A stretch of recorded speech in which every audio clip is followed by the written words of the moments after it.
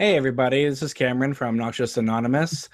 I'm here today on January 19th, 2017 with some very sad news, and that is actor Miguel Ferrer at the age of 61 has passed away today.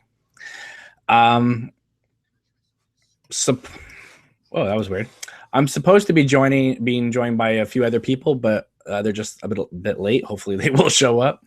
Um, anyway, I just would, when I heard this news today that Miguel Ferrer had died, I was just, like many of you, incredibly sad and depressed and thinking, oh my God, how many of these Twin Peaks actors are going to die before the new series comes out in May? Um, it's overwhelming. I mean, Miguel Ferrer has just been one of my favorite actors for a lot of my life, actually. Ever since I first saw him in RoboCop, that's the first place I remember seeing him. I'm sure I saw him many places before that, but RoboCop in 1987, the Paul Verhoeven science fiction action masterpiece. You knew something was special about this guy, just the way he, was just like, I fucking love this guy. I love Miguel Ferrer. Anyway, when I saw this really sad news, I thought, I got to do a video about this. I need to talk about this because I don't want to just be, watching TV tonight or sitting on my couch, because I was planning on taking tonight off. But then when I saw this news, I was like, no, I want to come on. I want to make a video. I want to talk with all you guys, see you guys in the comments sections. And, let's discuss this amazing actor and just all the joy and, that he's brought to us over in our lifetime. He was one of those working actors that never really sought to be famous, but anytime you saw him in a TV show or movie, you were just like the way he describes RoboCop, right? You're like, I fucking love this guy. Who doesn't love Miguel Ferrer? So anyway, hopefully some of the other people I invited to come onto this video podcast will join me. Otherwise, it's gonna just be me and you guys.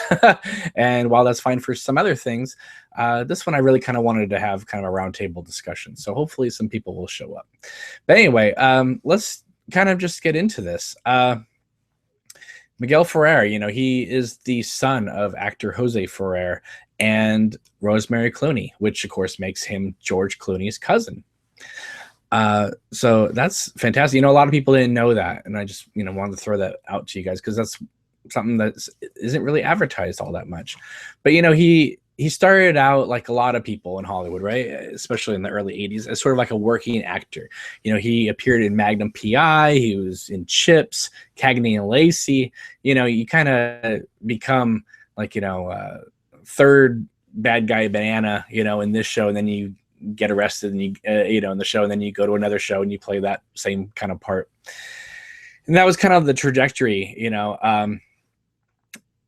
Then in 1984, he did Star Trek III, The Search for Spock. So that's interesting that he was doing a science fiction film the same time his dad was doing Dune with David Lynch. And that same year, Miguel Ferrer would do work on Hill Street Blues, which, of course, Mark Frost had a lot to do with. So he knew David Lynch already from working with his dad in Dune, and then he was working with Mark Frost. So he was already kind of paving the way to playing Albert in Twin Peaks, when obviously Twin Peaks was not a thing at that time. But when an actor sticks in a creator's mind, you remember that person so that when the right role comes along down the line, you can say, I know who's going to play this part. So, but a lot of us, first knew him when he played Bob Morton in RoboCop. And RoboCop is such an incredible movie, and obviously there's the director's cut that, people really love, and I love it too. But I also love the original theatrical cut because some of the edits in there, the violence, because they had to cut some stuff out, it became a little more sharper, a little more brutal. But his performance in RoboCop, I mean, everybody's performance in RoboCop is fantastic, but his was like a part that in a lesser actor's, wheelhouse, it just would not have, it would have been okay, but he brought such energy, such passion to that character. You wanted him to succeed against Ronnie Cox. You wanted him to RoboCop to just be the best thing ever and just kick Ed 209's ass. And Miguel Ferrer just infused that character with so much life that when Clarence Bodiger takes him out with some of the most amazing leg squibs you've ever seen in a movie, so much so that there's like little chunks of meat coming out of them. That was fantastic. It's a great performance. And when he later showed up in Twin Peaks, people immediately were saying, hey, it's the guy from RoboCop. But he proved himself to be much more than just that guy in RoboCop. So let me go here real quick, and I'm going to thank all you guys in the comments section already. Hal Brandt says, R.I.P. Miguel Ferrer. Could not agree more. Cool Commander says, gone too soon, R.I.P. Exploding Nightmare Production says, I wonder if the cast and crew of the new Twin Peaks knew he had throat cancer, or if he decided to keep it to himself so no one knew. I guess we might never know about that unless someone comes forward. Dallas Street says, he added so much to Twin Peaks. He'll be missed. Mike, is it Medja? Yeah. R.I.P. Miguel. I had the great opportunity to meet him once after a concert he played. Such a very nice man. He seemed like an incredible, wonderful, nice person. And, there's nothing worse than meeting an actor or someone in affiliate with the entertainment arts that you really like and respect and find out he's an asshole. So I'm so glad that he was such a nice person. Hal Brent says, Albert was so great. It will be bittersweet to see him reprise the role in Twin Peaks 2017. I agree. It's gonna. I was thinking today, there's going to be a lot of ghosts in this new Twin Peaks. We got Catherine E. Coulson, now Miguel Ferrer. There's just it seems like in dealing with the idea of the White Lodge and Black Lodge and Cooper and Bob and who knows what else they're going to deal with. Laura Palmer, that the idea that we are going to be seeing real life, quote unquote, ghosts on the screen as well.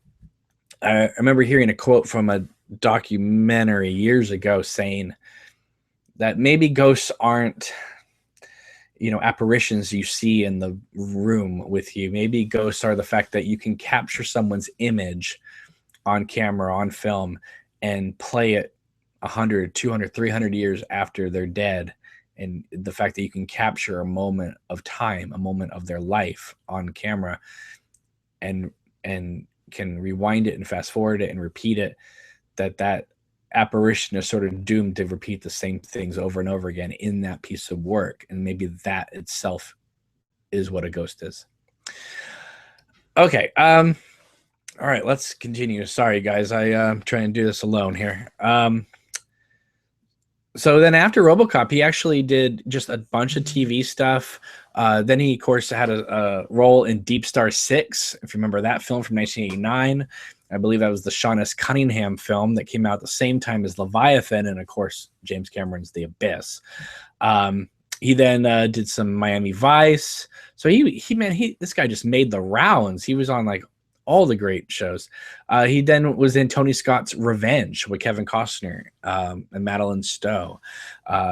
Very underrated film, one of Quentin Tarantino's favorite films of all time. In fact, when Tony Scott was getting ready to do True Romance, people were like, why do you want the director of Top Gun to make this movie? And Quentin Tarantino said, I don't want the director of Top Gun. I want the director of Revenge to make this movie. He showed up in William Friedkin's The Guardian, the 1990 druid killer tree movie.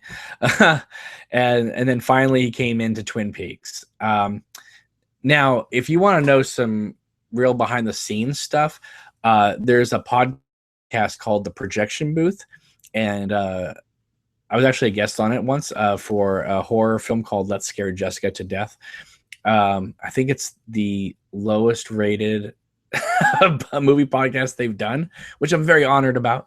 But anyway, they did a whole show on RoboCop, and they did an interview with Miguel Ferrer, which is incredible. And he talks about David Lynch and Twin Peaks as well as working in RoboCop. But just tonight, because obviously what happened, Mike White dropped 45 more minutes from the interview with Miguel Ferrer that he didn't include in that initial RoboCop podcast. And that is now online. I believe it's on the Projection Booth website. It's also shared on a variety of Twin Peaks pages, definitely the Twin Peaks Worldwide page on Facebook. I just shared it probably about a half hour ago. So check that out. I actually haven't even heard the bonus interview. I've heard the initial interview.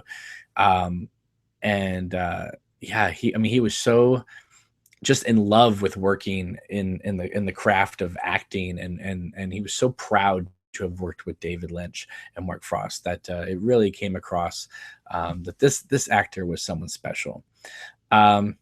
Now we're going to get back to Twin Peaks because obviously that's what a lot of us know him from. I just want to skip ahead here and just say he was also fantastic in Lynch and Frost on the Air as Bud Waller, sort of an Albert type, but it was so great just to see him back, and of course that same summer he reprised Albert in Fire Walk with Me.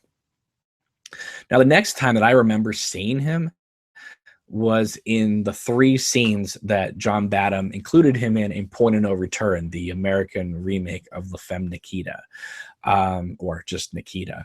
Again, every time he came into the film, you could just see the audience perk up and be like, wow, who is this guy? Or, oh, it's Albert. It's fantastic. He knows how to be charming. He knows how to be funny. He knows how to be serious. He knows how to be sinister. He could turn on a dime in a performance, and you believed every emotion this actor could do. He was absolutely just incredible. He did a lot of movies. Another Stakeout, Blank Check. Another thing that we all remember him from, of course, is playing Lloyd in The Stand, that 4-part miniseries on ABC, the Stephen King miniseries that Mick Garris directed. It was so awesome to see him back on ABC, and he was just so great working with the character Randall Flagg as well. All right, I'm going to pause there for a second and then check the comments. Dallas Street says, I always think of the story Miguel Ferrer told about a party his parents had where Marilyn Monroe played with him in his crib away from the party. Oh, that's sweet. I never even heard that story. Matt LeBlanc says, the thing that was so great about Albert in Twin Peaks is that whenever he was there, he was the center of the scene, all attention on him. Yeah, and I also think it's because of who Miguel Ferrer was as an actor. He came in and he, while he was very nice and very complimentary to everyone he was working with, he just naturally became the star of every scene of whatever he was in, whether it be Twin Peaks or hell, think of Steven Soderbergh's film Traffic. I mean, he's only in a couple scenes, but when he's in, he's got that one of them has got that great monologue, and he just enthralled with him. You wish he was in the movie like from start to finish. In fact, you wish the whole movie Traffic was about him. Yeah, for a smaller part, he had a huge impact. I agree. Cool Commander 8 says, I liked him in the Bionic Woman remake too. I have not seen that. In fact, when you go through a lot of his credits, there's so many credits he did that, I didn't see this, I didn't see that. And, you totally want to check that out. He was in 3 episodes of Tales from the Crypt. Let's see. He was in Fallen Angels. What the hell is this? Project Alf. Was there an Alf TV movie in 1996? I could have sworn Alf was over at that time. Oh, someone's joining me. Oh, it's Joe from the Twin Peaks Worldwide Facebook page. He's coming on right now. Hello. Hey, do you have your camera? Oh, there's your camera. I'm just going through some of Miguel Ferrer's credits before we discuss them in Twin Peaks, because that will be kind of a larger discussion. Right. So just noticing that he was in the same year, he showed up in the Shining miniseries, although uncredited. At the same year he did Mr. Magoo. That's fantastic. He did some voice work in the Men in Black TV series. He did a lot of voice work. We got Hercules. He was in Will and Grace, of all things. He did Third Rock from the Sun. I mean, this guy has had so many credits. It's unbelievable. He was a voice in the Jackie Chan adventures in the cartoon series. It's great. A lot of people know him from Crossing Jordan and as well as NCIS. He, obviously was in just a ton of episodes of that. Let's see, 105 episodes of NCIS. He also was in Desperate Housewives with his Twin Peaks co-star Kyle MacLachlan. And he, of course, is reprising Albert Rosenfield as in the new Twin Peaks as well. I love the fact that he was also in Thundercats. That's fantastic. And Beverly Hills Chihuahua too. This guy had just one hell of a career, man. Joe, this was a guy that he loved working, and he just did whatever. He just did whatever that he wanted to do at the time. And anytime you saw him in a TV show or a movie, whether it be Twin Peaks or something else, didn't you just like perk up whenever he was in a scene just because? Oh yeah. Because he just was, as some people say in the chat, whenever he was in a scene, he just naturally became the center of attention. Well, I posted that on my Instagram and on the Facebook page today, that any scene he was in, he would just light up, which is funny because he's a bit actor, usually character in anything he plays in, and he always plays a villain or like a dickhead kind of character. But on set, he's the best known guy in every set. Like, people love him. It's just funny how he plays the opposite of what he really is. Yeah. A fun fact that I read in a book I was going to bring up, that he's from Hollywood royalty, Rosemary Clooney, right. And a lot of people don't know that, but was there when the girl from Poltergeist was strangled to death. He was in the home. He was best friends. What's her, Dana something, the older sister on Poltergeist? Right. Her crazy boyfriend strangled her on her doorstep. Right. And Albert Rosenfeld, Miguel Ferrer, was inside listening to the Poltergeist soundtrack while she was strangled to death at her home. Wait, he was at her house? He was at her house because they were reading for a script on a show they were on. And I forget what show it was. She was on a pretty big show though at the time. I'm sure you could find out. And but they were really great friends, and they always fought, and they knew that they had a volatile relationship. So he just turned the music up, soundtrack, while they were fighting outside, and didn't know she was being strangled. Otherwise, he said he would have helped her. But there was another actor there too. I think his name is David Leisure. Yes, he did. He was in a movie called "You Can't Hurry Love" with Bridget Fonda. Yes. And if you go on his IMDb page, people are still yelling at him for not helping her. Yeah, but no one. I guess Miguel Ferrer was also there. Wow, I did not know that. Mm-hmm. That's pretty. I read it in, what did I read it in? I had to do a report on like serial killings and cult killings, and that was one of the chapters, like a stalker killer, and it was in college, and I never forgot reading that. Wow, that's intense. I had no idea he was there. And he always says, "I was the one who turned the music up," in another big argument, Right. But wow, that just blows me away. Yeah. So let me ask you something, okay? Excluding Twin Peaks, because obviously we're going to talk about that. Tell me, like, when you first saw him, that you remember. Was it like you, for a lot of us, RoboCop? That was the first one that just kind of. It was probably RoboCop, because I remember seeing that at like the drive-in theater when I was very, very young. Right. Because that was before Twin Peaks. Right. And then obviously Twin Peaks was what I remembered him from first. And then obviously he was in Blank Check, which I liked. I always liked that movie because I liked that kid when he was on Family Ties, and the voiceover stuff. But right. Well, I mentioned earlier before you came on that in 1984, Miguel Ferrer had a part in Star Trek 3. And he also did some work on Hill Street Blues in 1984. And what I found interesting was that his dad at the same time was working with David Lynch on Dune. And then he started working with Mark Frost on Hill Street Blues. So, they were well acquainted with who Miguel Ferrer was. So when Albert Rosenfeld came up, it wasn't like, hey, let's go through the casting Rolodex and see who's available. They knew immediately who should play this part, because not only did they know him from before, but obviously RoboCop kind of launched him, and they were like, this guy's perfect. Your sound's off, Joe. Sorry, guys, technical difficulties. One of the problems with doing live videos, but hopefully we'll get this fixed. Still can't hear you, man. You might want to log out and come back in.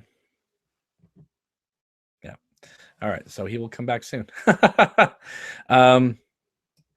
Let's see. We have Hal Brandt says, Albert's speech to Sheriff Truman about following the path of Gandhi and Martin Luther King was delivered so perfectly. Oh, it completely was. I remember seeing that the first time thinking, whoa, what are we doing here? We're doing a whole 180 with Albert. Because Ferrer wasn't saying those words, I don't think that we would be able to accept that much of a turn of Albert's character. I also found it funny that, his name is Albert Rosenfeld, but then some characters would call him Albert Rosenfeld or Agent Rosenflower. So, he was a serious character, but not afraid to allow himself to be the butt of a joke as well, which is hard for a lot of actors.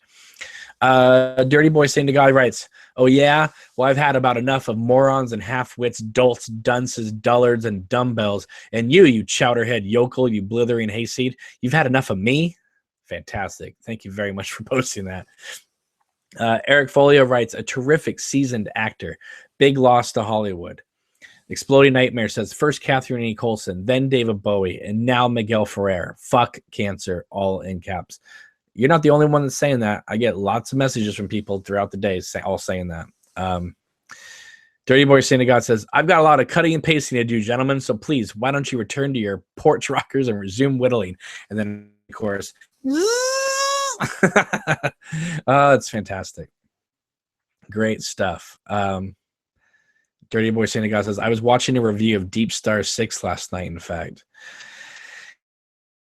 I talked to a few people today. Were just like, yeah, I just did a YouTube video in which I was praising Miguel Ferrer for a performance in a movie he saw. I mean, I was just watching Point of Return the other day for some reason, and like, oh, I can't wait to see him in the new Twin Peaks. In fact, a lot of us, when that new one of those teasers for Twin Peaks came to cast kind of talking, it was only a couple minutes long, but when Miguel Ferrer was just like, things are going to happen in this series, and it just got me really excited because, he was in it, and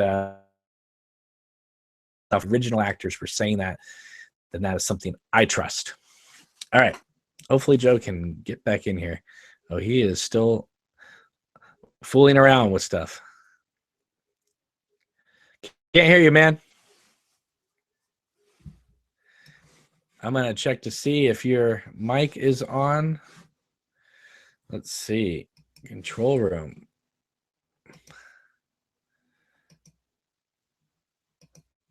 Try again, man.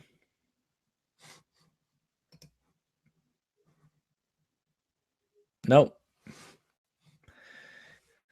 I don't know what's going on. Sorry, guys.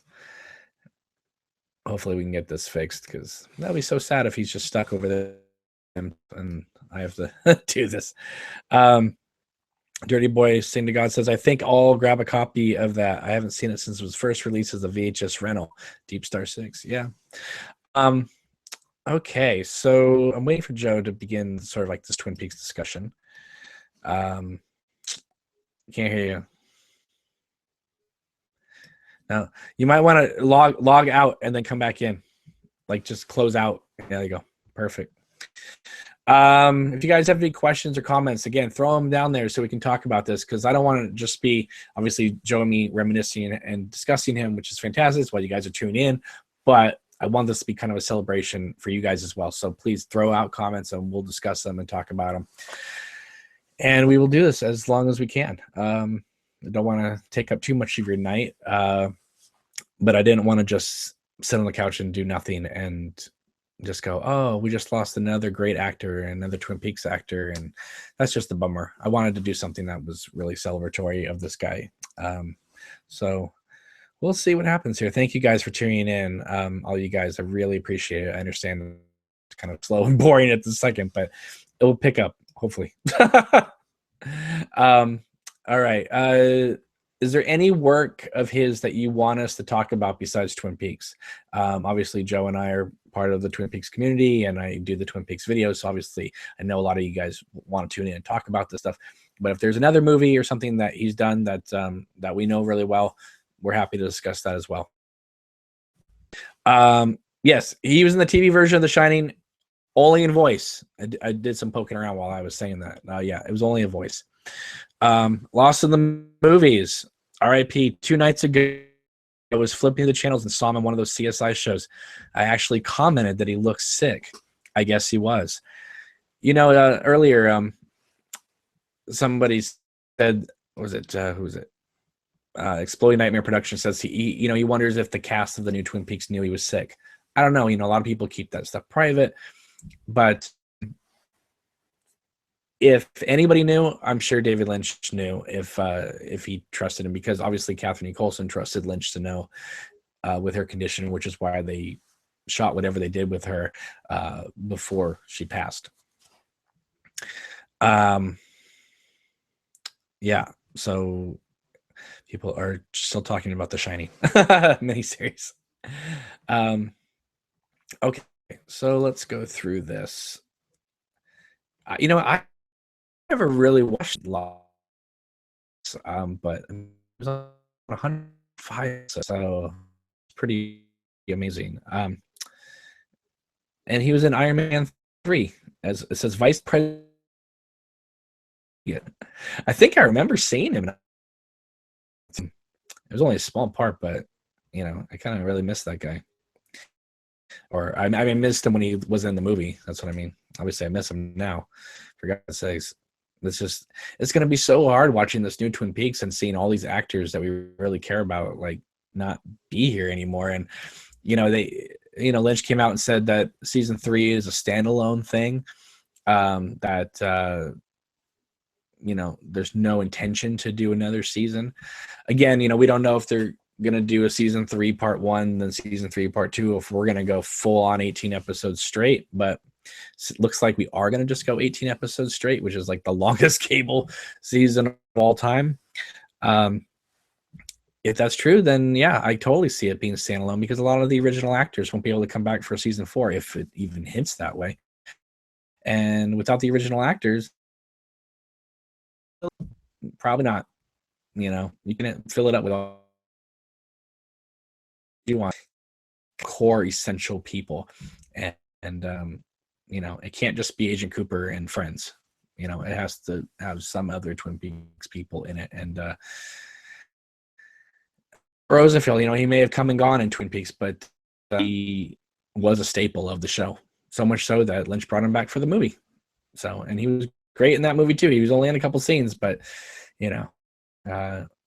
he brought some great levity to that movie when there wasn't much room for comedy. So, all right, let's see.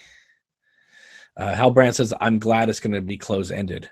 I mean, who knows? I mean, they may leave it off with some not like big cliffhangers, but they might leave it open a little bit, just because Lynch doesn't like things completely definitive, unless it's like Blue Velvet or something like that. But but I don't think it's going to just be how's Annie again. I don't think that's going to happen. Hal Brandt says they barely got this new season done, and it was really a few years too late. So many important actors were gone. Exploding Nightmare Production says 100% agree. Here's the thing. I've been thinking about this for a while, and I've been thinking about this since Catherine E. Coulson died. I know they kind of touched base, Lynch and Frost, and they were like, oh, it'd be great to tie it in with the 25 years maybe. And they really should have done this 10 years ago, guys. I really think so. We would have had so many people in it that weren't able to be in it, or people to give more time to be able to act in this thing. Maybe that's a little selfish to say, but God, if Lynch and Frost had done this in 2005, I don't know. It would be a completely different season than what we're going to get. And not just because the actors are there or they're not there, but, Lynch and Frost are so instinctual, especially Lynch, that I can't, if they had done it in 2005, we would have gotten something more along the lines of what Lynch was thinking about at that time. Like, we're now in 2017, so Lynch is thinking about different things now. So we would have gotten probably a completely different season than what we're going to get now. So it's hard to know what this new season is going to be, to know if it would be worth the trade-off. Yes, that's another one. My Dirty Boy Saint God says my biggest miss actor-wise will be Don Davis in Twin Peaks. Yeah, he didn't recently die, but he's so good, I think whenever he showed up in something too, you were just like, oh, I love this actor. He was great. Lost the movies. Nobody would have funded it 10 years ago, sadly. True. It wasn't on Netflix then. The hipsters had not moved in yet. Yes, not at least on this scale. I agree. I agree. I'm just saying that if they could have done the same thing 10 years ago, it would have been interesting to see what they would have done. Hal Brandt, not trying to get off the Miguel Ferrer train. Briggs was major. He was totally major. He was a huge part of season 2. He was like a kind of a throwaway dad character in season 1, even though I loved his scenes. That's real crucial, important with the whole Project Blue Book stuff with Cooper and stuff. Just that's when that character just soared and became just like a classic for the ages. And of course, he's a big part of Mark Frost's book, The Secret History of Twin Peaks. Spoiler alert. Todd Matthews says, what cancer did Miguel Ferrer have? Everyone's saying throat cancer. Now that people know that, it's like, yeah, you can kind of tell that he was getting a little thinner. You can just kind of see it. But again, he was only 61. Lynch is going to be 71 tomorrow. Tomorrow is David Lynch's birthday. The same day that Donald Trump becomes president. So there's some good things about tomorrow. There's some worrisome things about tomorrow. It'll be interesting to see what happens. But yes, it's so sad that Miguel Ferrer not only died, but then died right before Lynch's birthday. And I know Miguel really wanted to see the fans react to this new Twin Peaks. I think that he was so looking forward to this, and it's going to be sad that he wasn't there, but hopefully he will be with us in spirit. Lost in the movies. Joel Bacco, what the hell are you laughing at? What did I say that made you laugh so hard?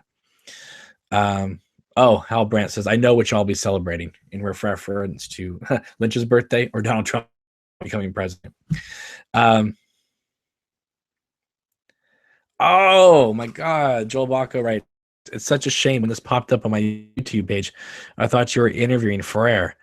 Wouldn't that have been amazing? That would have been incredible to do it live with all you guys. Sadly, not the case. But like I said, I mentioned Projection Booth Podcast just uploaded 45 more minutes of their Miguel Ferrer interview that they did with him in regards to RoboCop and Twin Peaks a while ago. Mike White, I spoke to him tonight. He uploaded 45 bonus minutes of that interview. So check it out on the Projection Booth website. So there you go, Joel. You'll get to hear a more interview with him there. Now, I have no idea where Joe is. Oh, Joe, you're back. I can't hear you. What on earth is going on here with the sound?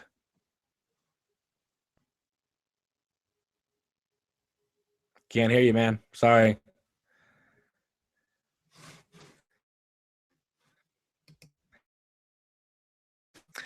Throw some comments in there, and I'll get to them while I'm dealing with this whole situation.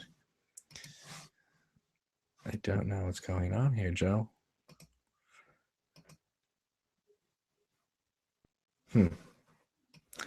All right. Okay, so you guys throw some comments in there. We can talk about whatever you want while I'm trying to get Joe's camera or mic on. Dirty Synagogue says Robo has got to be one of my most favorite films of all. Perfect. I agree. 1987, man. There's 3 films that I loved: RoboCop, Lost Boys, and Lethal Weapon. I also liked Adventures in Babysitting, but those were the 3 like ones that were just constantly on repeat at my house. David Rettenmeyer says Albert is now at peace in the White Lodge with Major Briggs and the Log Lady. That is so sweet and so sad when I think about that. Lost in the Movies writes, good to hear. By coincidence, was listening to Projection Booth for a few hours today. They have some great stuff in the archive. I agree. I've listened to so many of their podcasts, and if you guys are big movie fans, you guys should check them out. Because even when they do like a 7-hour episode on Conan the Barbarian, it is fascinating from start to finish. You just can't stop it. It's amazing. It's fantastic. Let's not mention the RoboCop remake in the comments section. That movie did not happen. Thank you. We lost Joe again. He disappeared. I don't know what is going on. There you go. You're back. Hey, can you hear me? I can hear you fine now. Fantastic. I have to use my phone. My Apple phone is better than my laptop. Okay. All right. So I pretty much have gone through a lot of Miguel Ferrer's credits and stuff. So let's get into what a lot of people want us to talk about, which is the character of Albert Rosenfield, Albert Rosenfeld, Albert Rosenflower, whatever you want to call him. Let's talk about what Miguel Ferrer brought to that role and brought to that show, and what we're looking forward to seeing him do in the new series. So go ahead, Joe. You take it. You haven't been on here in a while. I'm glad he got to film his scenes before he so suddenly passed away. That was really good. And it's so sad that he's gone. Well, the whole show is done now. Well, that's what I mean. I mean, at least we'll get some Log Lady scenes, some Albert scenes. Sadly, we didn't get to see David Bowie, which I was looking forward to. I think Albert's going to be a big part. I do too, from the way he was speaking about it. And yeah, he's like, big things are going to happen. I think he's part of those big things. I'm really sad. Like, I feel like this last year we've lost so many people in entertainment and music, and it doesn't look like it's letting up yet. So, but I am happy that he filmed his scenes. I think he's going to have a good part in it, which he's a fan favorite. Everyone always loved him. He's got that niche of fans that is like diehard, kind of like the Log Lady and, maybe Nadine Hurley or something. But I'm glad he did. And hopefully we get another teaser soon. Maybe Lynch will send out a little teaser involving Albert or something. Because I could see him doing that because he's known him a long time. Mm-hmm. No, I agree. I think when you think about which characters need to be in this new season of Twin Peaks, he definitely is one of the most crucial ones, because if anybody could annoy local law enforcement enough to go out into the woods to get Agent Cooper out of the Black Lodge, it's Albert Rosenfield, right. And for all his nastiness in Twin Peaks, you could totally tell, and this is why Miguel Ferrer is such a great actor. You didn't just see him and be like, what a nasty character. You knew that he cared so much that he was an asshole. Right. Like he cared so much about finding out who killed this girl that right. he didn't care about who he pissed off, even the local sheriff. Yeah, it all came from his heart, which we found out later on. It wasn't just because he was an asshole. Right. And that's what I love about him. Right. He's a contradiction, just like most of Twin Peaks or Lynch characters. Yeah, and I mentioned to earlier that one of the people in the commenters talked about that great speech he gives to Harriet, Martin Luther King and Gandhi and stuff, and I was thinking there is no other actor that I can think of that could make a character like Albert Rosenfield flip a 180 that much and and not have us go, oh, that's BS. That wouldn't have happened. Right. You know, and or that that moment I was talking with I think James and you guys the other day where Bobby Briggs is sitting in the room with Shelley and they're about to leave and Albert comes in the room and he's just like, get a life, punk. I forgot about that. or even like the episode later when he's telling Cooper about Josie, he's like, if you're not gonna bust this bitch, I will. Oh yeah, that's right. See, I gotta rewatch it, man. I when I came home the other day from work on a Saturday, the Showtime was running the marathon. I didn't get a chance to really watch it, but I had people texting me about it. And I have to sit down and rewatch it again. And I've been introducing so many new people to it. Many younger people and friends of mine that I introduced it to over the last 2 years have introduced it to people. And these people are all excited about it. And it's so great that it's coming back. But right before I left the year to reconnect my thing, I noticed you said this should have happened 10 years ago. And I do agree with that because of the people that are dying off. Right. Even 20 years ago, before Bob died off, Frank Silva and all those people. But I just don't think the time was right back then for it to come back. No, it wasn't. But I'm just saying that we I agree with you. We just would have had more returning characters. So. Yeah, he waited too long. Lynch himself turns 71 tomorrow. Right. Which I find it funny that on the day of his birthday, Trump is getting inaugurated. Right. And he always talks about his best boyhood memory was on his birthday at the inauguration of John F. Kennedy in 1960 in the freezing cold. And it's just two so big opposites, like polar opposites, that we've come in the last 60 years. So and don't forget in the 1980s, this is well before Twitter and social justice warriors and all that. David Lynch prided himself on being a Reagan conservative. Wow. Yeah, which I find that funny too, because a lot of those hippies became those Reagan conservatives. I remember I read an article a few years ago that said John Lennon, if he had gotten his citizenship earlier, would have he got his green card. He was awaiting his citizenship right before he died. He was going to vote for Ronald Reagan. And I was like, what? Like, John Lennon, Mr. Anti-Nixon, was getting bugged by the government on his phone lines, like Mr. Riot and hippie, and he was going to vote for Reagan, which I found funny. But it's because when they reach a certain point and they're having kids now and they become conservatives, it's just funny how that works out. Yeah. Exploding Nightmare Productions writes, I don't have a favorite quote from Albert, but my favorite scene is Albert trying not to laugh when Ed is telling him about how Nadine lost her eye. That might be my favorite. That might be my I love that. And he's just in the corner like There's that. There's also this one. Dirty Boy Sing to God writes, Truman says, you saw a giant? And Cooper says, yes. And Albert says, any relation to the dwarf? That was a good one. That was a great one. What does he say? Has anyone in this world seen Bob lately or something? Right. Anyone living seen Bob? I mean, this is the writer stuff, but I just the way he would deliver things, like your old partner's flown the coop. Yeah. He delivers it perfect. I mean, you could tell he's a skilled actor. He's not a leading man, but he's just good at what he does. But no matter what he was in, TV show, movie, whatever, when he came on the scene was about him.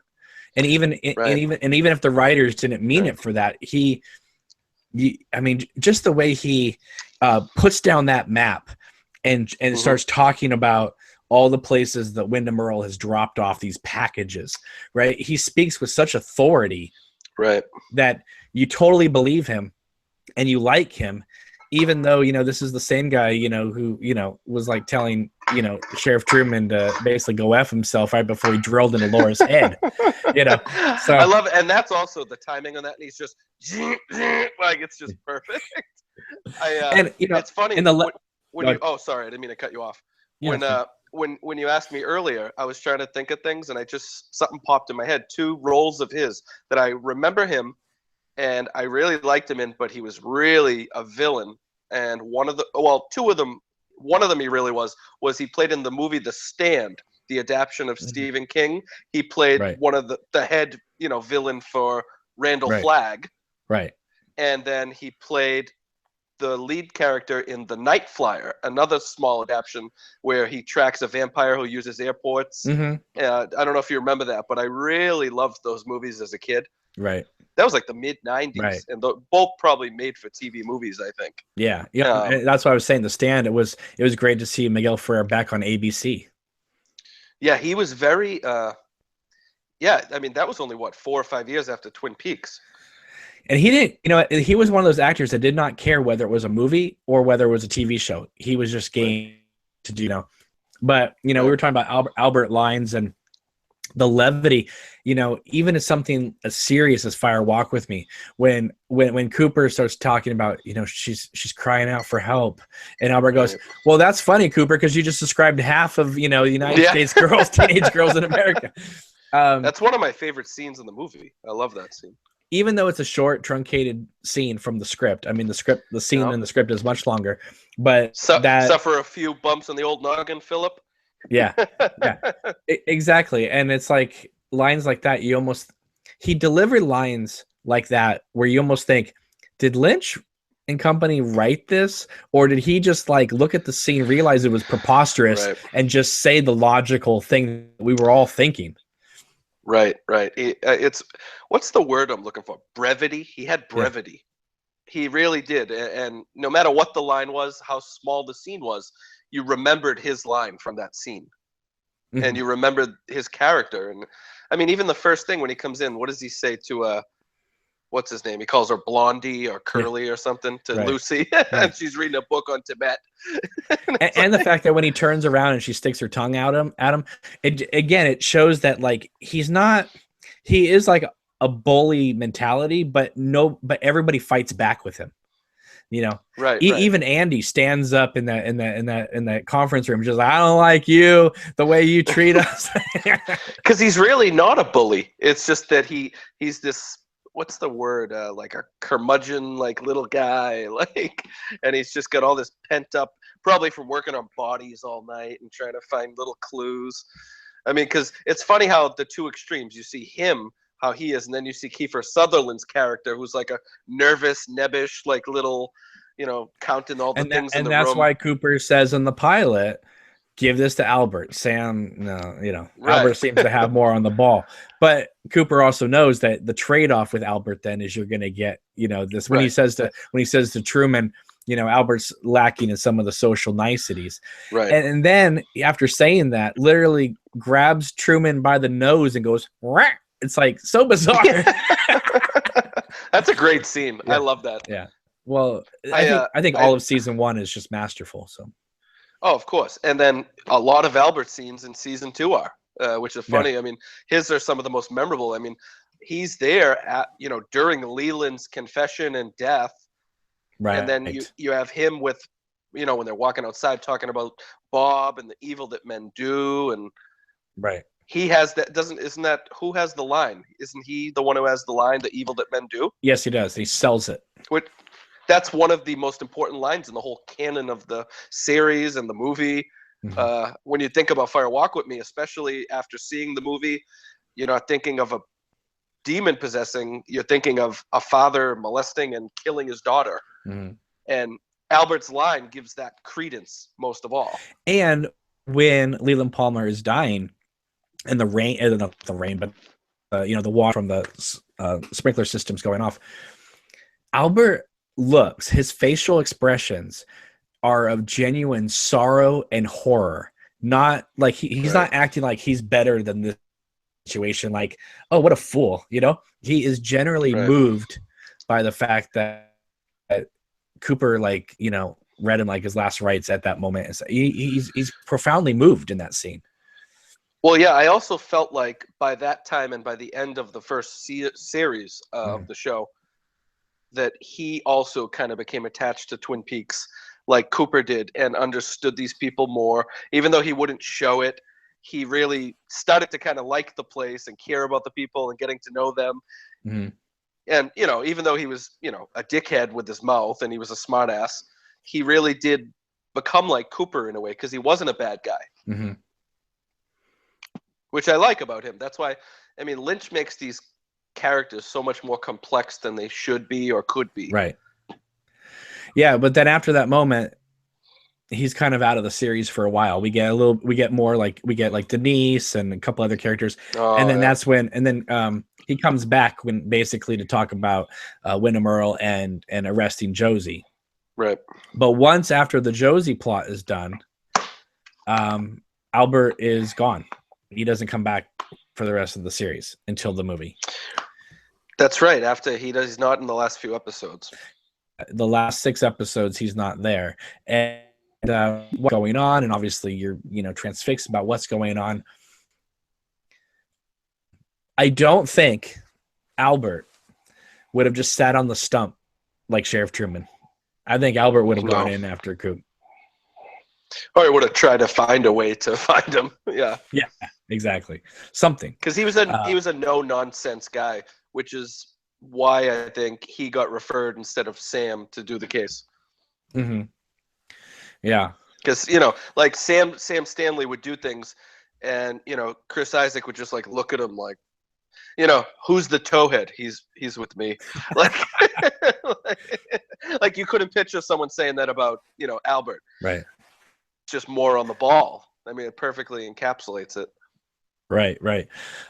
Let's pause our conversation there for a second. Let me ask you something about Twin Peaks. My last Twin Peaks video, I did it with the senior editor over at birthmoviesdeath.com.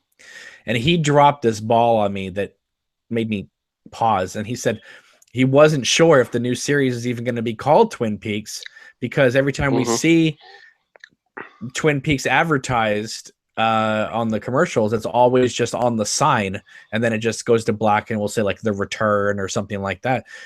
I can't imagine them not calling this Twin Peaks, but didn't that give you pause when he said that? Like, maybe he's right, because it kind of synced up. It did. Yeah, it's funny. I told you that when I wrote you after watching the podcast. When he said that, I was like, huh, okay. Where did that come from? It was a little zinger. And but I don't know. I can't imagine them not calling it Twin Peaks. We haven't gotten a title yet because it's assumed that everyone knows what this is. Right. Could it be Twin Peaks: The Return? It could be. It could be, but I still think Twin Peaks will be in the title. Right. Unless it's like, something about Cooper or the continuing mystery, or I don't know. Well, I think. Well, look at it this way. We know it's called Twin Peaks: Fire Walk with Me, right? But every trailer for that movie just said Fire Walk with Me. It never said Twin Peaks: Fire Walk with Me. That's right. Yeah, that's right. Now the title of the movie says Twin Peaks: Fire Walk with Me, but every trailer said just Fire Walk with Me. The posters said Twin Peaks. The any advertisements you saw said Twin Peaks, but the trailers just were like Fire Walk with Me. I'm guessing that we'll either be kept on the edge of our seats about that, or maybe one of the new teasers or whatever they release, vignettes will have something. But if we're going worldwide, maybe they wouldn't call this Twin Peaks, because if we're not in the town very much. Right. What else would they call it, though? I don't know. That's the thing. It has to be when we're this close to it premiering, it has to be called Twin Peaks. Because I would think so. They've been advertising it as Twin Peaks for the longest time. What are they going to do? Just change the whole title? Call it, I don't know, Barry Lyndon? They're not getting it. If anything, it would be The Return, I think, like you said, or, Twin Peaks and then something else. But I mean, I want it to start with that opening credit and Twin Peaks, and then I'll have goosebumps and I'll get very emotional because nobody thought this day would come, especially 15, 20 years ago. And that's what I'm hoping for, at least. If it has a different thing, I'm going to be like, okay, you know, I don't know. I think I think it's iconic, the opening. It reminds me of the Star Wars scroll, to me, anyways. It has an iconic feel that when I see that, when I hear that boom, doom, that note, and the piano come in, it gets you in a certain frame of mind. And of course, for you and me and James and others around the world, it's very nostalgic. Right. See a new Star Wars movie. As soon as you see a long time ago in a galaxy, it makes you, oh my God, okay. Like there's something about it that captures you, because Disney could have called it something else, but they didn't because it's so iconic. So maybe, hopefully they won't. Matt LeBlanc writes, they announced Funko Twin Peaks and Matt no LeBlanc Albert. from Friends? Yeah. Yeah, exactly. How you doing? I remember that spinoff he did, Joey. Oh, yeah. Let's see. I can see it being called Twin Peaks with a subtitle. I agree. I don't think it's just going to be called Twin Peaks, but it will be something to differentiate. It's not going to be called Season 3. Right. Well, David Nevins did say it is a standalone piece. It's, it's not ABC presents Twin Peaks. It's not Twin Peaks Fire Walk with Me. So it may be a standalone piece, just like Fire Walk with Me kind of was. And maybe that's not a bad thing. I think it's good. With all the cast members dying off, I want it to be closed. Yeah, I mean, it's not really Twin Peaks anymore. It is, but it's not. Mm-hmm. Well, that's what I'm saying. Not for me and you. Maybe for the newer viewers, the young, or as James likes to say, the hipster crowd. Well, I did like that fact that that Evan said the other day on the podcast when I said, well, what do you think about them, with Cooper and the Black Lodge and Bob and everything? If they do focus on that, how do you bring in new viewers for that? And his answer was, well, how do you know they're even going to do that? Maybe Lynch's whole thing was, fuck new viewers. I'm just going to tell the conclusion to the story.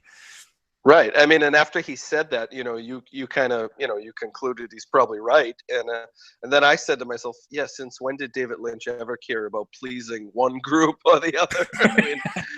I mean, come on, Inland Empire, That pleased nobody. With that? Nobody. And at the time, Fire Walk with Me only pleased him. So, I mean, people hated that film when it came out. There were Twin Peaks fans that liked it. There were non-Twin Peaks fans that liked it. But the great amount of Twin Peaks fans hated it, and the great amount of non-people who saw it hated it. How did you feel about it, personally, when you first saw it? Okay, to see it, because it was a town that didn't have it. That was back in the day where movies, even if they were bought, would still stay around for like a month before they left the theaters. My friend saw it before me, and I said, well, what'd you think? Because I was like dying to see it, and I had read that most of the cast had been cut out, so I was kind of prepared for that. And he said to me, he goes, it's really bizarre. It doesn't even feel like they filmed this in the same town. And I mean, even though they did, I can see what he means, because it doesn't feel at all like the series at all. Right. Which is not a bad thing, not a good thing, whatever. But I really liked it because it was just great being back in that world again. Mm-hmm. But I will say that I was a little troubled by some of the, as I've said many times, I was troubled by a little bit of the continuity, just because it seemed like Lynch and Engels remembered some of the continuity and didn't give a shit enough about checking, to match it a little better. Right. Like for instance, the one I keep going to is James calls Laura in her bedroom at the end and tries to and makes the date to hook up. Right. But we know from the series that phone call that rang once was traced to Ben Horn's office, which is why Ben Horn was a suspect, and they finally concluded that it was Leland calling from that office. Now, if it truly was James Hurley calling from Ben Horn's office, then that truly is another layer of mystery of why the hell was James Hurley in Ben Horne's office. It's with Audrey Horne, or what was going on? I don't know. Perhaps, perhaps Mrs. Horne. Maybe he was dealing drugs, not knowing that Bobby was stealing his score. I don't know. But anyway, when I first saw it, I remember what had happened was, Twin Peaks had the last episode, and it got canceled, and I hadn't been watching it with. I was like 7 or 8 years old, and my mother would watch it. My mother would watch it with me. You're a little bit older than me, you and James, but I hadn't watched it for a while because I was probably doing other stuff, kid stuff, and my mother hadn't known when it was going to be on, and she had to try to catch up, as many people did, because nobody knew when it was going to be on. And then I remember the day after the last night was on, the second, and I just remember her the next day explaining to her friends, Bob was looking at him in the mirror, and this and that. And I just remember this vividly, and I forget who she was telling. And I was like, I have to watch this. And I finally found someone who had taped it, my grandfather or my aunt or something. And so I was like, oh man. So then I just forgot about it. I was young. I had a kid's mind. And then the movie came out, what was it, a year and a half later maybe? When I saw it, my family was running a West Coast video store. And my mother used to get all the movies when they came out, the day they came out. So she brought it home, and I remember watching it with her. And I just remember, like, it didn't feel like Twin Peaks. And my mother thought it was very graphic for me to be watching at 8 years old, because it's way more graphic than the show. Yeah, but as graphic as it is, when you look back at it, it feels. It's about as graphic as a TV show on AMC is today. Oh, of course. But back then it was, they showed Laura naked, and, but that didn't matter to my mother. She was wicked cool. She had me watching horror movies since I was like 3 years old. I've told you that. Right. And and I'm just like, okay. My mother, I remember she didn't like it. She was like, this isn't like the show. And this didn't tell me what happened like afterwards, which a lot of people expected. I years later, obviously, when I got back into the show and then watched it again, I started growing more and more attached to the movie. No, I do. I just choose to things bother. I just go whatever. But here's an interesting exercise for all you Twin Peaks fans out there. Because I know there's this whole thing with Fire Walk with Me, people making fan cuts, right? Yes. So here's my challenge to you guys, if you guys are able to do fan cuts. David Lynch was only allowed 2 hours and 15 minutes for the theatrical release of Fire Walk with Me. So you, as an editor, you have 2 hours and 15 minutes. I'm going to wait till this part's over, till Joe's done running water here.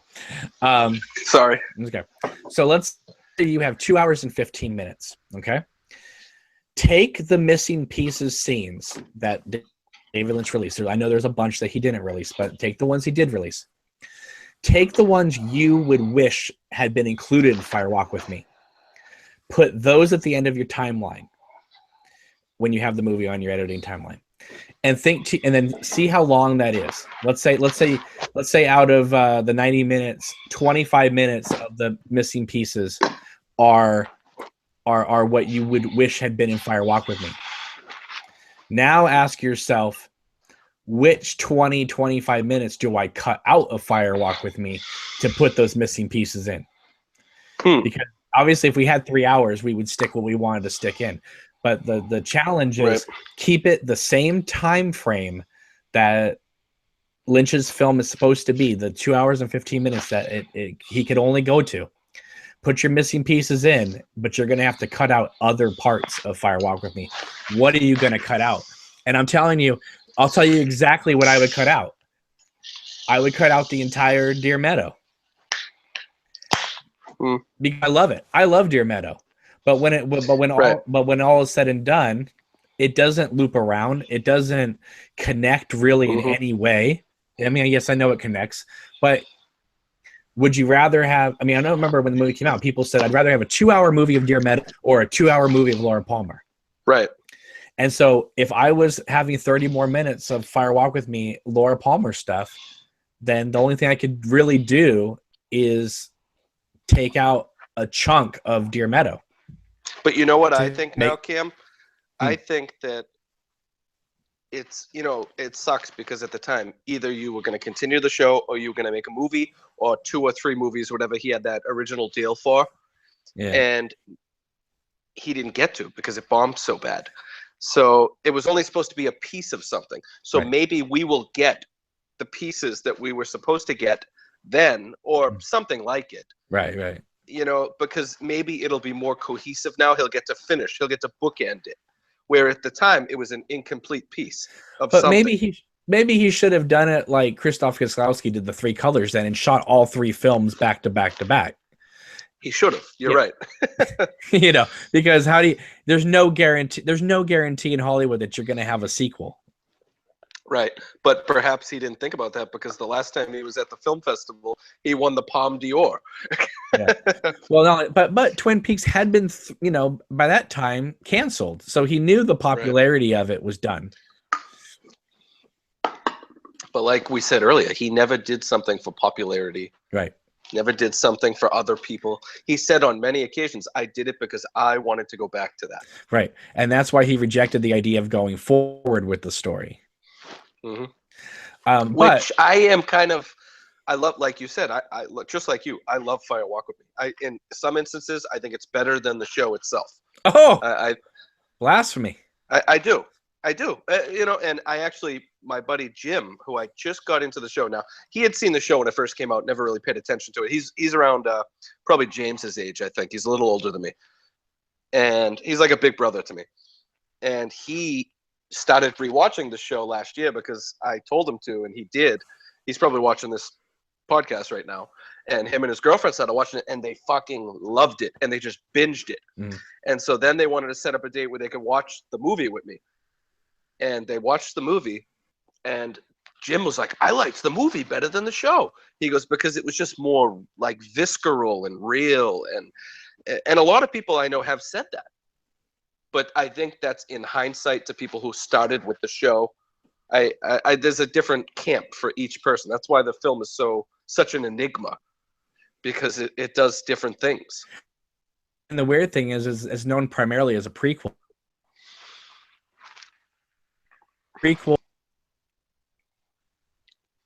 Because we do get that Annie thing and and all that stuff. So you can't just watch the movie and then watch the series. Right. So yeah. Because I saw the show first, so I'm partial to it. Right. But I'd say 10 years of watching Fire Walk with Me, 7 to 8 years. I've watched the movie more than I've rewatched the show, probably. Because it's shorter. No, and the movie pick has up on things. The movie has so many pluses. Although I will say that some of the missing pieces, I think that Lynch, in a way, took out some of Cheryl Lee's best stuff too. I mean, right. So. Which brings you to what you were just saying. What would I take out? Yeah. And put in? I don't know. I mean, I love it, but is the turkey and the corn kind of scene that integral? I like it. It shows that she's, she thinks she's gone, and she tells James that. But I'm sure you could have replaced that with something. Well, see, that just kind of syncs up the scene of Bobby confronting her outside the school, so that in the pilot, when Cooper says to Bobby, "Oh, you two had a big fight last week. What was that about?" I mean, that's how. I didn't even think of that. Yeah, I didn't even think of that. Yeah, because all Ingalls and Lynch did. Anyway. Yeah, I mean, well, but the thing is, though, I know we're trying to talk about Miguel Ferrer, but real quick with Fire Walk with Me, you have an idea of doing an R-rated David Lynch film, right? Dealing with the world of Laura Palmer. I'm sorry, but Laura Palmer's doing the Meals on Wheels of the Double R. There couldn't have been some trace of Shelley's, relationship with Bobby behind the scenes. I know. I was rewatching that scene recently when I watched it, and I'm like, oh, that's kind of a not a great scene. I just can't do it, Shelley. I just can't. Like, and Shelley's Well, like, there's . but there's that. So it's like, okay, so we're gonna have a scene with her and Leo, which is kind of comical, but we should have had a full on like, sex scene, makeout scene with Bobby and Shelley. We have an R-rated David Lynch movie. Why aren't we at One Eye Jacks? I mean, let's see Laura Palmer get thrown out by Blackie. Well, they don't even address the fact that Shelley is banging Bobby. Exactly. At all. I mean, and then in the first episode, they're making out in front of the double R, and right before you find out his girlfriend's dead. So it's like they didn't even show anything to do with that. Right. That's what I'm saying. It's like you would think that the amount of those two actors had in the first season, you would think that they would have included some hints of that in the movie. Anyway, let's see. It's funny. Hal Brandt writes, that's probably why Lynch made this new series as one big chunk. He wanted to make certain this time it was not left unfinished. Mm-hmm. Right. Trademark 77 writes, the Laura under the fan scene should have been left in. I agree. Agreed. We've talked about that before. He says, and the speaking Norwegian bit. I don't know. It goes on a little long. I like it. I think that would fit better more in the series Twin Peaks than the movie. And if you notice, a lot of people don't seem to notice, is that Laura's wearing this red shirt under the fan, right? And they have that in the finished movie, they have her, they show the fan and you hear Bob saying, I want to taste your mouth, and she goes, no, and then it dissolves to Cooper talking to Albert. But that red shirt is the one that she's talking to James with at the bottom of the stairs. So right after she tells James to go away, the next cut is her going up the stairs being confronted by the fan. Right. That's where that scene goes. Okay. So in a way, I would have definitely taken out that first Firewalk with Me fan part and put the real fan scene. Well, it was better. Right after it was better. I also liked the whole Bowie sequence better in The Missing Pieces, where you can actually hear what they're saying, what's going on, see the characters in the lodge or above the convenience store. But I'm gonna be that asshole. I'm gonna be that asshole who says you cut that whole Jeffries part out and just leave in the extended above the convenience store scene. Right. That's all we need of that sequence. Well, it could have been better if they had the Bowie's bit leading into it, not going at the same time, which we know now he did under time constraints. Right. But it would have worked better because you can barely make out what he's saying when he's, talking. You can barely make out what they're saying, and you're trying to piece it together. And I know, and it's a bit of a cheat. It is. Yeah, it's a bit of a cheat. It's a bit of a cheat when you see him screaming and yelling in the chair, and there's no sound, and you just hear the music and then the static of the TV, because you're seeing a truncated scene. Right. So that's of an issue, and I personally feel that if they were going to have to shorten it that much for the theatrical cut, they had to cut out so many other people in the movie. They should have just nixed the whole Philip Jeffries part, because if you're not going to include it for real, don't give us this. He's in and out with it in 2 minutes, and people are left, Right. But I would guess, Cameron, and I'm not sure, but if we were to really talk to people that were at the Cannes Film Festival when that premiered, that was the point where people started booing or walking out. I can, because up till that point, it really, it was pretty straightforward, the movie. It wasn't, it's just, it started with Dear Meadow and the murder case. But once you go to that scene and you can't understand him, you see, animal life and all this stuff. Yeah. I think people were like, what? Is this just fucking Lynch being Lynch to be Lynch? Like, well, to that's be what weird. Tarantino said. Well, yeah. What did he say? He's up his ass or something? And he said, he's too far up his own ass. Dirty Boy, Scene of God. I agree with scene that really needs to. Laura leaving to go meet up with James and her dad coming home and walking up the stairs.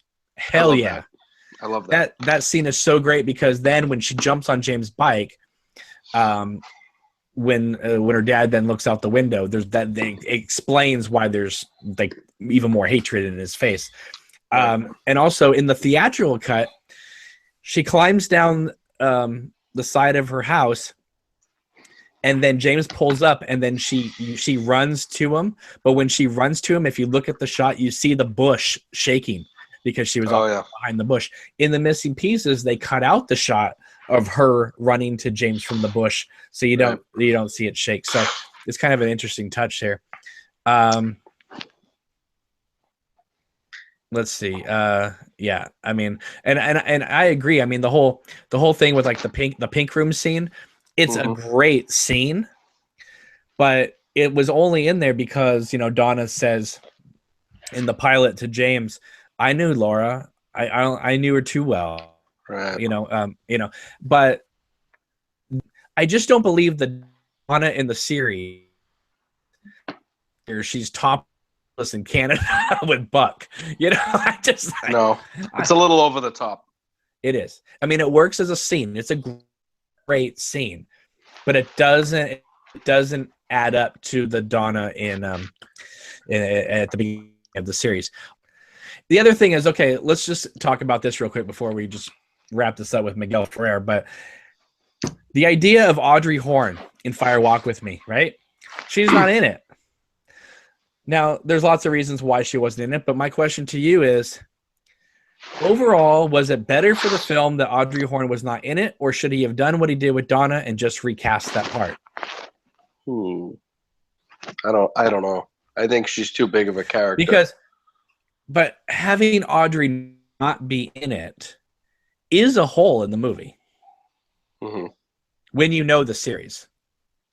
Yeah, but they never really touched upon her being very important in Laura's life. You know, it was more her father's. No, but exactly. But if they had done some of the scenes at the hotel, then it would have been great to know that Audrey was in on them or something, or knew something. You know. Well, what was the show? The script. It had the scene with Ben Horne, Johnny Horne's birthday that didn't get filmed, or something. Right. Yeah. Right. All because Richard Beamer didn't want to associate himself with drugs. Oh. I think considering that his character is dealing drugs through the whole goddamn first half of the series. I know. That's a little crazy. It is. It's totally absurd. Jeans and Mulholland Drive. I know she does, at least in that. Yeah, she does in that. I think in the rehearsal scene with. But oh yes, my mistake. Charlene Fenn wearing. Well, I guess what I'm saying is that he only allows jeans on girls in like certain predicaments. They're like in dire straits. They're hurting emotionally. You know, everybody else is like Sandy in Blue Velvet or Isabella Rossellini in the robes and the blue dress and stuff like that. You know, Donna's always, you know, Audrey's always wearing the skirts. Donna's always wearing the skirts and stuff like that. You just don't see like a girl just chilling out in jeans and having an okay life. Whenever she's in jeans, she's about to be molested, dead, or gonna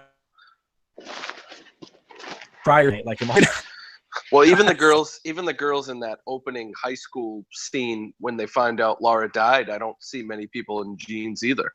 No, not at all. Maybe was Donna's sisters ever wearing pants or jeans? I don't know. I just found out. Anyway, let's get back on topic here. Let's wrap this up. Let's take the last 10 minutes to talk about Miguel Ferrer. Cool. I'm glad. I'm going to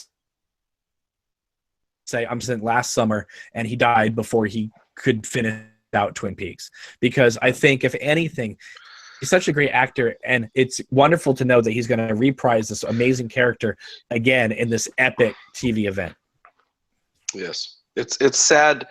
We didn't even know, just like the log lady, we didn't even know they had cancer and have been battling this. You know, and he was one of the most vocal and, you know, about the return, and he was even in that short Showtime teaser thing, and Yeah. He also has been at all the events, you know, the red carpet things for the missing pieces. And I'm just glad we got his scenes filmed and in the can, because I would have been very sad if we didn't. And, you know, the only one that we're missing really is David Bowie. But, I mean, he really didn't have that much more to say, Philip Jeffries, as far as I'm concerned in the story. I mean, it's actually even better to wonder And what might have happened, you know? Yeah, and who knows if they're even going to touch on. They may not even name drop them in this new series. Who knows? Right. You know, I'm kind of hoping that Chris Isaac turns up, because I like Yeah. Chet Desmond, and I like Chris Isaac. Wicked Game came Wicked on Game. the radio at Yeah. work today, and it's funny because I had just been talking about him to a musician coworker of mine, and I was like, oh, look at this. Chris Isaac's on. That's a sign. Says Spacek wore jeans. Straight story, yes, but she was also like mentally handicapped. I mean, Yeah, she was 50 years old at the time, or whatever. Yeah, I'm just, I'm really, saw across my Facebook feed today. I was just so sad and depressed. I was like, oh my god, an actor I love and enjoy, and and he, like you said, he was such a champion for Twin and the world of David Lynch. Whenever people would like want to talk to him about David Lynch, he never was one of those actors that was just like, oh yeah, Twin Peaks was that little thing I did 25 years ago. Or he always was like, I'm so proud to be a part of that. He never was one of those people that was like, Nope. even Lynch was like, Twin Peaks the doornail. He was always like, Twin Peaks lives on forever in my heart. And that was wonderful. Right. Yeah, and he was one of the first people to actually be like that since it ended, and it's really good that he is, and even Kyle MacLachlan distanced himself from it for a while, So I'm glad that I was gonna say Kyle did come out with a tweet and basically said his condolences to Miguel Ferrer. I'm sure we'll be seeing lots of those from Laura Dern and all these people in the next couple days. Right. It's just sad. I'm kind of hoping that when the show comes on, we'll get like one of those, in memoriam of Catherine Coulson, Miguel Ferrer, maybe even Frank Silva. Also, what's his name? Jack Nance. On David. Yeah. Yeah. Well, I feel bad as obviously his family misses. Tremendously only knew him as like the actor. He was in a movie, anytime he was in a TV show, he just made whole. I looked forward to anytime I saw his name in the credits. Right. He never would just come on and sleepwalk through a part. He always brought his A game. Even if it was in the crappiest of movies, he would always be like that guy. We'd be like, that's if I was ever making a film, I'd want that guy in there because he's gonna give it his all. He's a great character actor. Great, one of the best. And he comes from good stock, obviously. So he's not just some bum. Yeah. So I'm just going to end the show with reading Kyle's tweet here today. He writes, awful news. Miguel Ferrer is gone. Agent Rosenfield, I love you. R.I.P. Coop. So sad, but hey, what's wonderful is that it's not just like, oh, here's a great actor and he died. He still has, 18 hours of potential Twin Peaks to be in, in just a few months. So we have that to look forward to. We are going to see Miguel Ferrer again in Twin Peaks, or at least in the show of Twin Peaks, if that's he will live on. Yeah, if that's what they call it. Who knows what they're going to call it?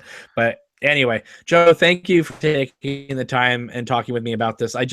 When I saw that news, I was like, I gotta do a video about this. I gotta talk with people online about it. I just sat on the couch and thought about this. I was just gonna get really sad, and so I just wanted to celebrate this guy's work and talk Twin Peaks and all that great stuff. So again, thank you, Joe, and thank you everybody for joining us today and taking time out of your busy schedules to talk about Miguel Ferrer, one of the greatest character actors I think in the last 30, amazing, and he will be truly missed, but at least we have him again.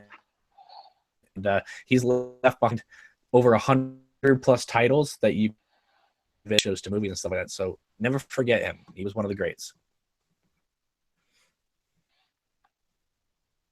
Were you going to say something, Joe? Oh, yeah. No, I was just going to say he will live on, especially if this is one of the last things he does and it's, acclaimed and people love it because, I mean, that's just the way it should be. Yeah, and I sure hope for the best. So, all right, everybody. Again for watching. We will stay great now.